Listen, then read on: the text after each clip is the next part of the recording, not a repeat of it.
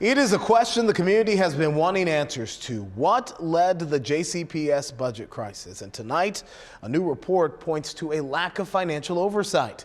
WDRB's Addie Shaney explains what the school board didn't always know. Yeah, Gilbert, it's an outside deep dive into the JCPS budget practices during fiscal years 2022 through 2025. It found an unsustainable budget process. The review found former Superintendent Dr. Marty Pollio made most budget decisions without a formal review process or approval from other leaders.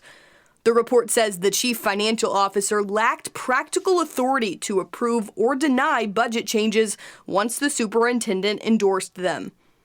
CFO Eddie Munns, who has worked in JCPS finance since 2001, agrees with the findings. When looking at these assessment themes, we agree 100% with every one of the themes that are listed here, and so it's good to hear.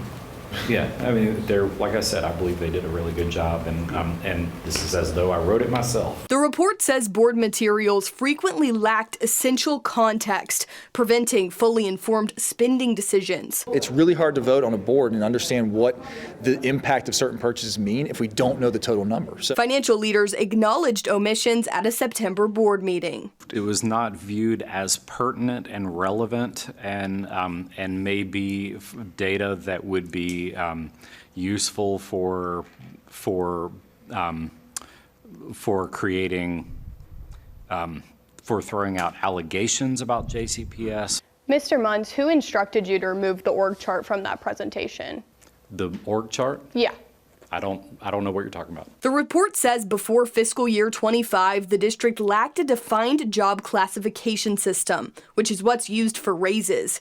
It says Pollio submitted items directly to the board, and raises and position additions were not reviewed by budget or finance teams.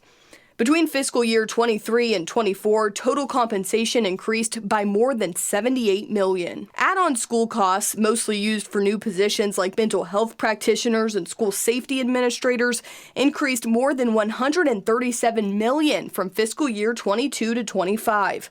Return on investment analysis was not consistently used in budget decisions, like if new programs were improving student test scores. The metrics are there for them to be held accountable, student outcomes, right?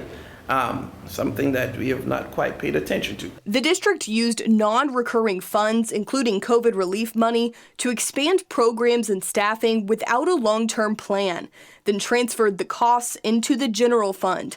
For example, COVID funds bought a Chromebook for every student, but there was no long-term plan for repair, maintenance, or replacement. The report says multi-year forecasting was also not integrated into the budget process, something peer districts do. It says JCPS often purchased from vendors without a competitive bidding process. we've got to be able to get the best competitive price. District leaders say they will now review the findings and make changes. As a board, we have to come up with policies to make sure that those things are implemented in board policy and are going to be followed. I reached out to former Superintendent Marty Pollio about the findings. He did not respond. Addie Shaney, WDRB News.